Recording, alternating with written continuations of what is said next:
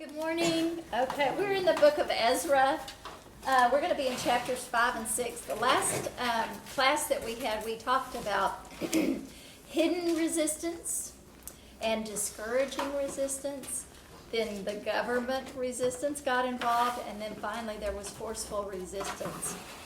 And the very last verse of chapter 4 reads this: Thus the work on the house of God in Jerusalem came to a standstill until the second year of the reign of Darius, king of Persia. So the people became discouraged and they stopped working, and they did not work for 16 years. That's a long time. So there's something about timing in God. And you think, why didn't God decide to do something sooner? 16 long years. He has his reasons, and I'm going to have to put my faith in whatever the reasons were. But after 16 long years, he decides, okay, it's time for these people to get back to work, and he calls in the big guns. I call them the big guns. So we're in chapter 5, and let's read verses 1 and 2. Now Haggai the prophet and Zechariah the prophet, a descendant of Edo, prophesied to the Jews in Judah and Jerusalem in the name of the God of Israel who was over them. Then Zerubbabel son of Shealtiel and Jeshua son of Jozadak set to work to rebuild the house of God in Jerusalem, and the prophets of God were with them, helping them. So the big guns are Haggai and Zechariah the prophets, okay? And I don't know how yours words it, but there are some versions that say Haggai the prophet, and then they say, and Zechariah. Like everybody knows who Zechariah is. Apparently there was a whole bunch of people named Haggai or something. But my version specifically says that they were both prophets. And we know they were both prophets because they both have books. They have books written by them. So it's interesting that they're all there together. They're going to be working on this task. And God says, it's time for you to get up and get busy. Now, since we have mentioned Haggai and we've mentioned Zechariah, I think we have to take a look at their books. So I want you to find Haggai, and let's look at what he has to say to the people. You got to see what they have to say. So we're going to be in Haggai 1, and I'm going to read, I'm trying to decide how much of this I need to read. Well, I'm going to read for a while, so.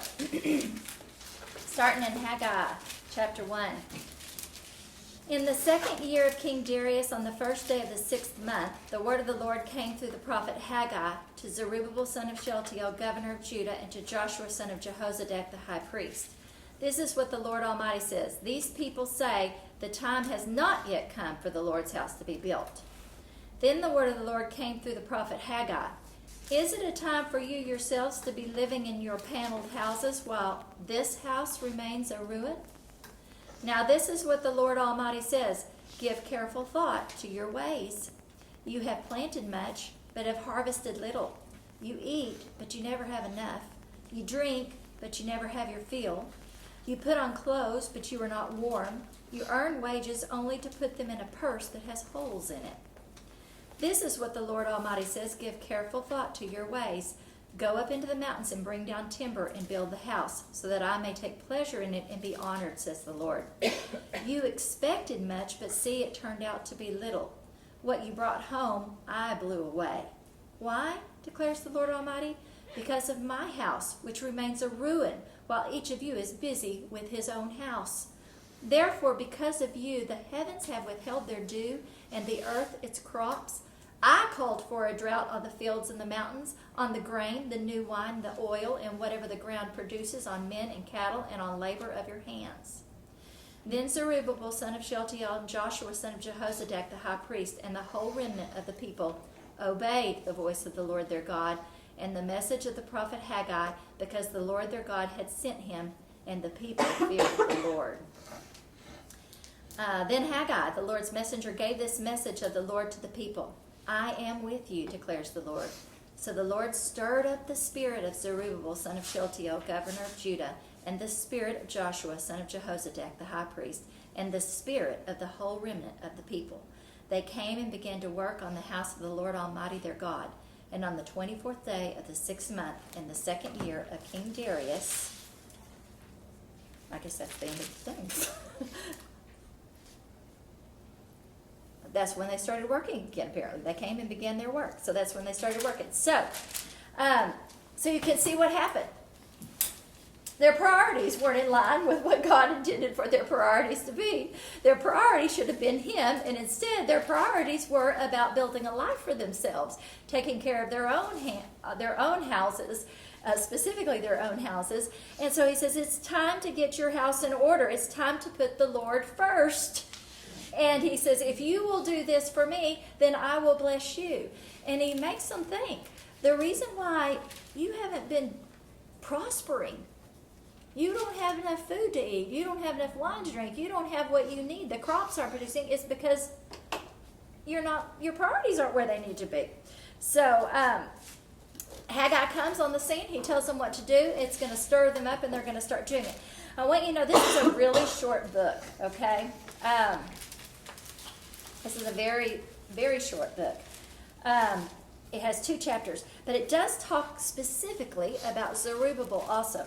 So I want you to look in chapter 2 and verse 23 to see what it says about Zerubbabel specifically. So chapter 2 of Haggai, verse 23 says, on that day, declares the Lord Almighty, I will take you, my servant Zerubbabel, son of Shealtiel, declares the Lord, and I will make you like my signet ring. For I have chosen you, declares the Lord Almighty. So Haggai is going to reassure Zerubbabel. First of all, the Lord says, I will take you. I have chosen you. He's reassuring Zerubbabel. Zerubbabel, you're my man. And I'm putting you in charge of a difficult task. This is not going to be easy. This is going to be difficult. But I'm with you. And he's trying to reassure Zerubbabel of that. But then he starts talking about a ring. You know, what was a signet ring? It was authority from the higher up. That's right. The king wore a ring, and it had his emblem on it. And whenever something needed to be done, they poured the little hot wax on there, and that signet ring went on there, and that gave it power and authority, and it made it genuine. The document became genuine. Kind of like a notary public today. Yes, exactly. Exactly. So there's interesting about Zerubbabel. Zerubbabel has royal blood. He has royal blood. He's a descendant of David. God is reinstating his Davidic line. He has not forgotten that promise that he made to David long ago, and he says, we're gonna reinstate you into Jesus' line. In Matthew, Zerubbabel is mentioned in the lineage of Jesus. Okay? So Judah has something else to look forward, and it's the son of David, which is the Messiah. Without a doubt, this is a reference to the Messiah. If you look back up a little further at verse 21, and the word of the Lord came to Haggai in verse 21, tells Zerubbabel, governor of Judah, that I will shake the heavens and the earth. I will overturn royal thrones and shatter the power of foreign kingdoms. He says, guess what? There's going to be a new king, and there's going to be a new kingdom. And he is by far talking about the Messiah. He's talking about Jesus himself. So, is there another reference in the Bible to a signet ring? Yes. There's actually two. One is when Jezebel takes Ahab's ring to get back at, is it Naaman? No, who is it that has the vineyard? Naboth. There you go, in the word, Naboth. Yes, she uses his signet ring. She uses that. But there is still yet another reference. You've got to look back at Jeremiah 22. So find Jeremiah. I don't know why I have trouble finding Jeremiah. Jeremiah 22. Jeremiah 22, verse 24. This is, Jeremiah wrote during the final days of Judah, and this is the final king, okay? We're talking about Jehoiachin.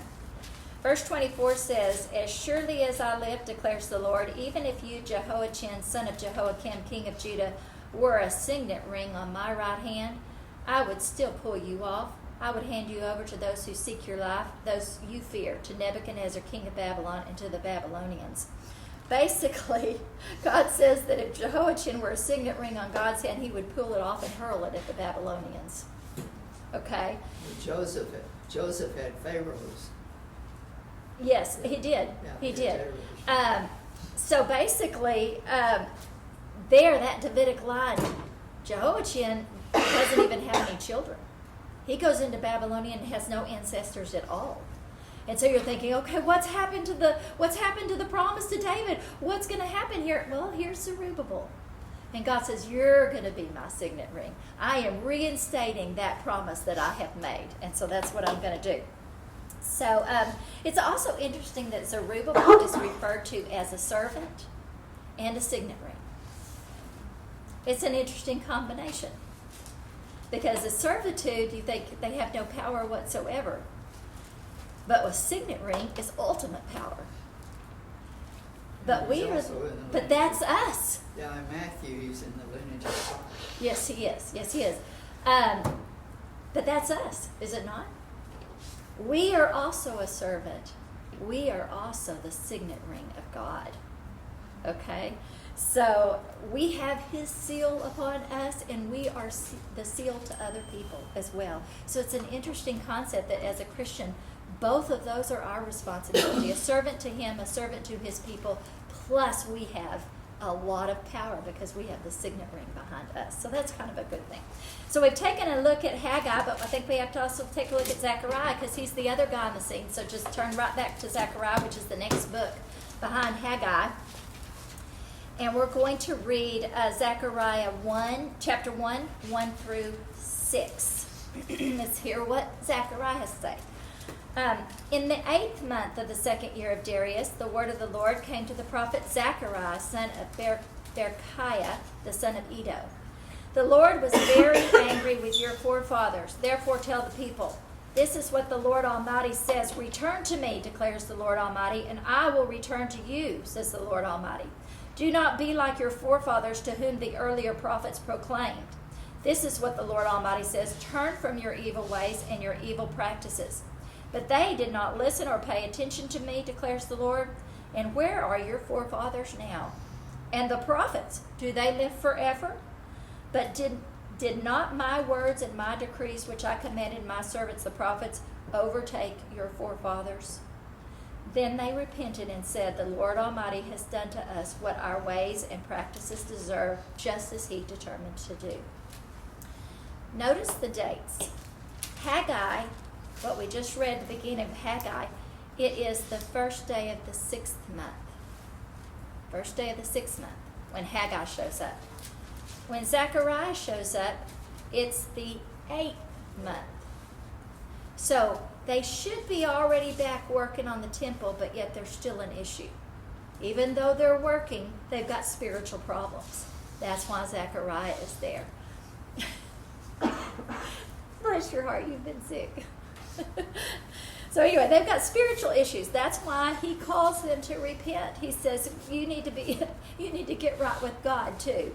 You know, I'm glad you're back to work, but you need to do this. And I'm calling on you people to change your ways and to finish what you've started. The book of Zechariah is made up of a series of night visions.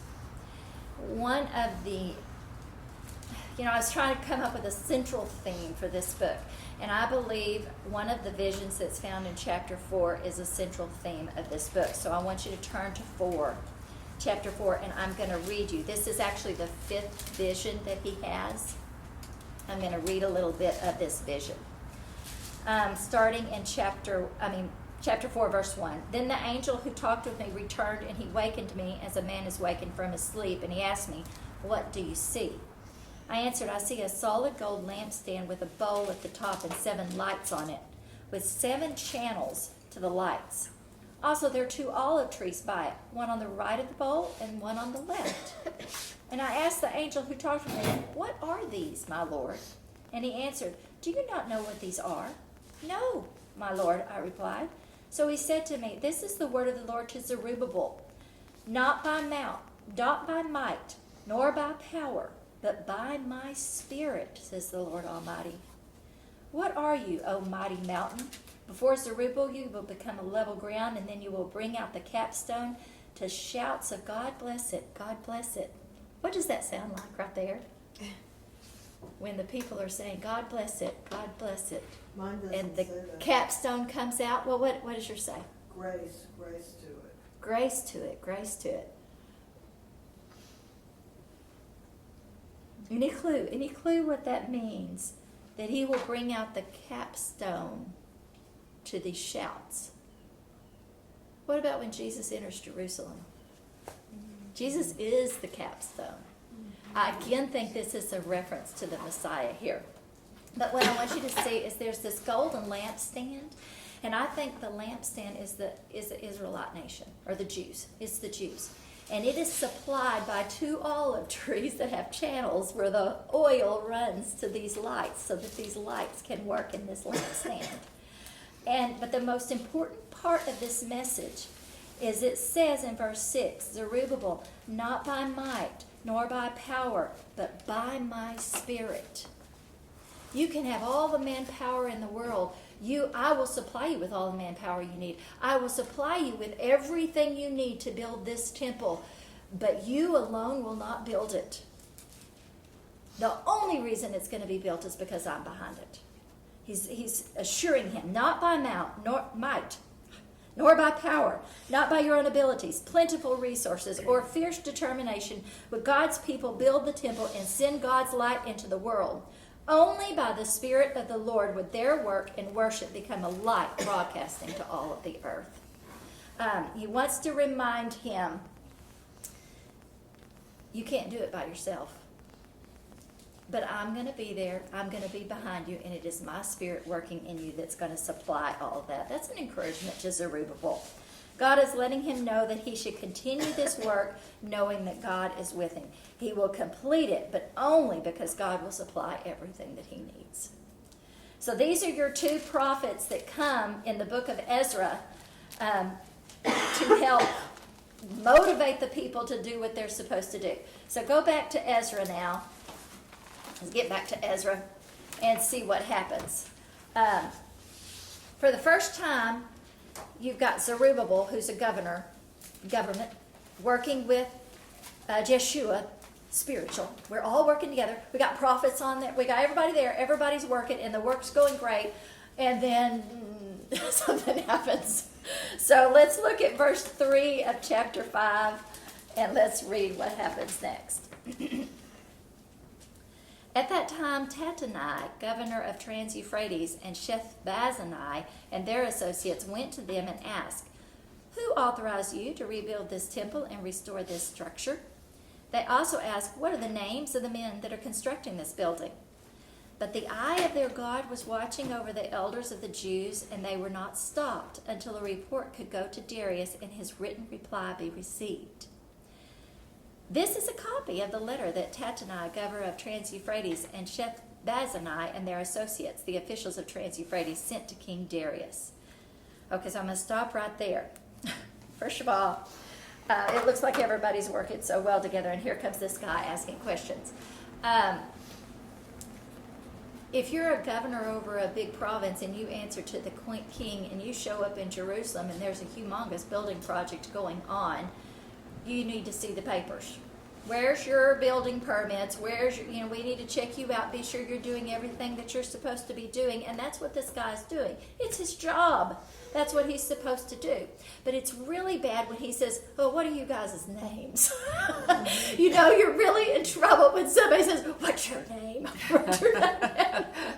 And so here he wants names, and he wants to know who gave them authority to do all of this. And I'm thinking that this Bozani guy is like a secretary for him or whatever. It's why he's there on the spot. But I honestly believe that this guy's character is a little bit different. Now, is his character different just because he is different from these other guys previously? Or is it different because of what he knows? Or that God's behind him and God's behind all of it, is the reason why he's different. Because basically he says, you don't have to stop working. I'm not going to make you stop working. The people at this point aren't saying, "Oh, we're fearful of this guy. We're going to stop working." Nobody stops working. He says, "But I am going to send a letter to King Darius because I need to know that you've got all your ducks in a row and that you're doing what you're supposed to do. And I'm even going to mention names about what's going on." So that's what he's going to do. Who authorized you to do this? I do want you to look specifically at verse 3. Verse 3 says, They went to them and asked, "Who authorized you to rebuild this temple and restore this structure?" All of a sudden, it sounds like to me we've got two different building projects going on. Now, I may be reading something into that, but I'm like, if you look at a map of Jerusalem and where the wall is right there, the wall comes right up next to the temple. Mine says the temple and the wall. It does. Does it say that in the scripture? Who has commanded you to build this temple and finish this wall? And what is your version? It's King James. King James. Yours says that too? No, I'm American Standard. Mine says rebuild the temple and finish the structure. Okay, Which is so, basically the same. well, it's interesting because mine says that too, but nothing that I read mentioned that until I got to Lonnie's commentary. And Lonnie says they could have been working on the wall as well. He says, I'm not going to say it for sure, but he says they could have been working on the wall. He says, especially the wall that was right there. Because why be working on the structure of the temple and finishing the temple if they can just walk right in through the wall and do whatever? So he thinks there were possibly two different projects going on. We know that Nehemiah and his sole responsibility was to rebuild that wall. But that's a massive project. A massive project. They could have been repairing that wall at that point. Who knows? So I'm going to read now what happens. I'm going to start at verse 7 and I'm going to read you the report. Yeah, okay, here we go. Verse 7, the report they sent him read as follows. To King Darius, cordial greetings. The king should know that we went to the district of Judah to the temple of the great God. The people are building it with large stones and placing the timbers in the walls. The work is being carried on with diligence and is making rapid progress under their direction. We questioned the elders and we asked them, who authorized you to rebuild this temple and restore this structure? We also asked them their names so that we could write down the names of their leaders for your information. This is the answer they gave us. We are the servants of the God of heaven and earth, and we are rebuilding the temple that was built many years ago, one that a great king of Israel built and finished. But because our fathers angered the God of heaven, he handed them over to Nebuchadnezzar, the Chaldean king of Babylon, who destroyed this temple and deported the people to Babylon. However, in the first year of Cyrus, king of Babylon, King Cyrus issued a decree to rebuild this house of God. He even removed from the temple of Babylon the gold and silver articles of the house of God which Nebuchadnezzar had taken from the temple in Jerusalem and brought to the temple in Babylon. Then King Cyrus gave them to a man named Sheshbazzar, whom he had appointed governor, and he told him, take these articles and go and deposit them in the temple of Jerusalem and rebuild the house of God on its site. So this Sheshbazzar came and laid the foundations of the house of God in Jerusalem. From that day to the present it has been under construction, but it is not yet finished. Now if it pleases the king, let a search be made in the royal archives of Babylon to see if King Cyrus did in fact issue a decree to rebuild this house of God in Jerusalem. Then let the king send us his decision in this manner. Okay, so we're going to stop right there. All right, so Tatana just spills out exactly what happens. I'm making my rounds. I'm doing what I'm supposed to do. I get here, and he says that there's this humongous building project going on that has all these large stones and timbers and stuff. And he says, and it's being done rapidly with much vigor and with much success. It's nice to know things are moving along. So, but how does he describe God here? He says right off the bat, the very first line, 8, to the temple of the great God. And it makes you wonder, did he just decide to give accolades to God as being great after what he's been told? You know, he's been told that, hey, you guys, this king, this guy, we built a temple and our God got angered with us and our God sent us to Babylon, and then our God decided to bring us home, and he's decided this is a great God from all of that. You know, who knows why he's formed an opinion based on what he's been told. But he does inform the king that this is a great God. And so even the temple workers have kind of given them a little insight into the past. And it's interesting that they disclose some information and yet they don't disclose other information, you know. They tell him that they angered God, but they don't say how. And they don't go into details as to how they were angered, and that this God punished them. They even mentioned the king that they were handed over to, okay? And that they were deported. So Tattenai's like, okay, this is what's going on. This is the guy's names. And then if you notice, he uses Sheshbazzar, the name Sheshbazzar, which is a Babylonian name we believe to be Zerubbabel. Yeah. Jewish name of Zerubbabel. Same guy, both governors. Yes, he uses that name. And really his questions are fitting. He says, look, I need you, king, to do a little research for me. I want you to go back to the archives, and I want you to verify that what they're telling me is right. You know, just do what you have to do, and then let me know. Just let me know if this is okay for them to do. I like the fact that when he asked them, who authorized you to do that, who did the people say authorized? We are servants of God. We are servants of God. They don't say, well, the Babylonian king or the Persian king or even Darius himself authorized us to do this or Cyrus authorized for us to do this. No, they give all the credit to God. We are servants of him. Most importantly, we do what he tells us to do, and that's why we are doing it. They specifically say that, we're servants of God. They implied the message is that they must serve the God of heaven and earth first. Above all else, we serve him. God is the ultimate authority of our work. There was no aggression. There was no defiance. There was no, I'm in your face. No, they didn't need to do that. You know, here again, they had learned their lesson in 70 years of captivity. Yeah. Now, because they're saying, they realized they know why they were sent there. Yeah. You know, and That little bit of information. they're now going to recognize God of heaven. Okay, so let's see what happens next.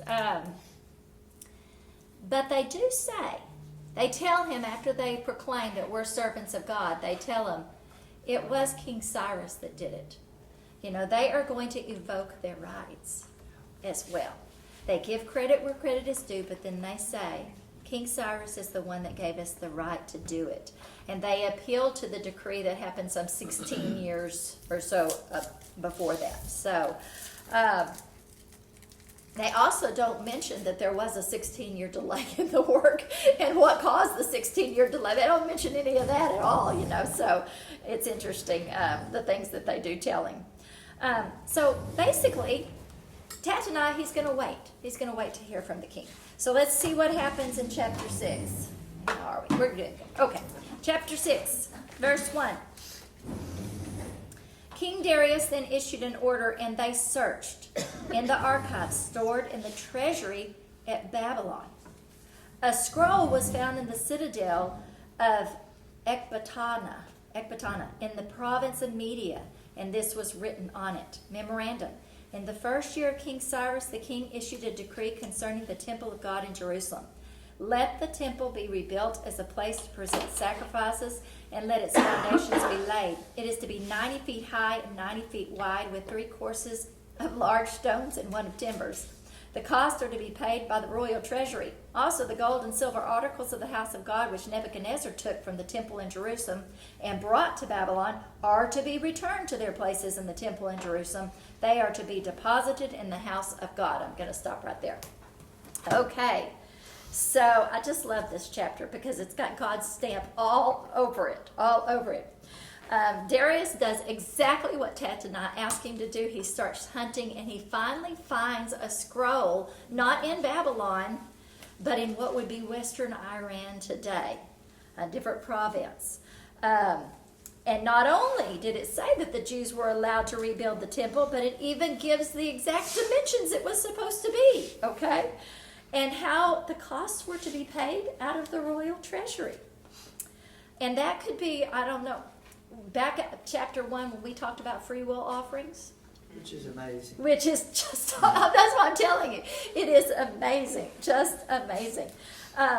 So he mentions also, the author mentions at this time, those same gold and silver vessels that have been returned. And so he puts that in there. Let's read on. Verse 6. Now then, Tattenai, governor of Trans-Euphrates, and Sheth-Bozenai, and you, their fellow officers of that province, stay away from there. Do not interfere with the work on this temple of God. Let the governor of the Jews and the Jewish elders rebuild this house of God on its site. Moreover, I hereby decree that you are to do for these elders of the Jews in the construction of this house of God. The expenses of these men are to be fully paid out of the royal treasury from the revenues of the Trans-Euphrates, so the work will not stop. Whatever is needed, young bulls, rams, male goats for burnt offerings to the God of heaven, and wheat, salt, wine, and oil, as requested by the priest in Jerusalem, must be given them daily without fail, so that they may offer sacrifices pleasing to the God of heaven and pray for the well-being of the king and his sons. Furthermore, I decree that if anyone changes this edict, a beam is to be pulled from his house, and he's to be lifted up and impaled on it. And for this crime, his house is to be made a pile of rubble. Yours may say dunghill. May God, who has caused his name to dwell there, overthrow any king or people who lifts a hand to change this decree or to destroy this temple in Jerusalem. I, Darius, have decreed it. Let it be carried out with diligence. I don't know if y'all, whenever I read this, I don't know why I thought of this. I thought of the very first Star Wars movie when Obi-Wan Kenobi is in the speeder, and they're looking, the stormtroopers are looking for droids. Where are the droids? You don't need it. These are not the droids you're looking for. These are not the droids we're looking for. It's like he could tell them exactly. God was telling him exactly what he wanted him to do, and it's over, and it's almost unbelievable what he tells Tattenai to do. He's like, okay, not only you're supposed to just stay away from them, let them do whatever they want to do, and besides that, you're going to be busy finding goats and sheep and supplying for them every day, whatever. And I'm like, what in the world? I mean, it's amazing to me. God is working through all of this. Yeah, maybe Cyrus, this is just off the top, maybe Cyrus has heard about what happened in Egypt, and he didn't want it to happen. Let me tell you. He knew what that God did one time. He didn't want it to happen to them. Think about it. He went and he found records. Did he read about Shadrach, Meshach, and Abednego? Did he read about Daniel in the lion's den? These are Jewish people. Was he like going, I want to have nothing to do with making this God angry, you know? It was just said in verse 12 in the previous chapter, but because our fathers had provoked the God of heaven to wrath. That's right. So that's in his head. It's in his head. It's in his letter. And he's like, you know what? I'm not going to be the guy that provokes this particular God. I'm not. But it's so interesting. Isn't this the king with Daniel in the lion's den? Isn't it King Darius? Yeah, it is. Isn't that the It same is. king? It's the same one. It's So the- he's had experience. He has had experience. I'm glad you said that because that had not. He's had At least I experience. believe He it knows is. firsthand. At least I believe it is. I may need to There were verify several. that. There were several Dariuses. I may need to verify that. But still, they kept meticulous records. They could go back and read about all these kinds of things. But just listen to this. The people that started out as resistance are now the ones giving assistance. We serve an amazing God. He has turned the opponents into supporters. He has. Besides that, Tattenai has other things to concentrate on. He has got to come up with everything they need for daily sacrifices as well. Darius did attach one stipulation to his generosity. Did you see what that one stipulation was? What did he say at the end of verse 10? Tess? Pray for the well-being of the king and his son. Yeah, by the way, I need you to pray for me and my sons. These priests are to pray for me and my sons. Okay, so that's a big deal. I'm like, that is very interesting. He's going to place a curse on anyone who might change this decree as well, but he asked God to overthrow anyone who tries to destroy the house of Jerusalem.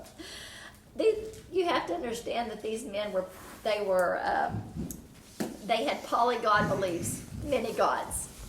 Why not add one more? Hey, if this guy's as great as they all say he is, might as well have his backing as well. And so it couldn't hurt. So I'm going to offer this decree. I'm going to ask these guys to pray for me, and then I'm going to put this curse on it.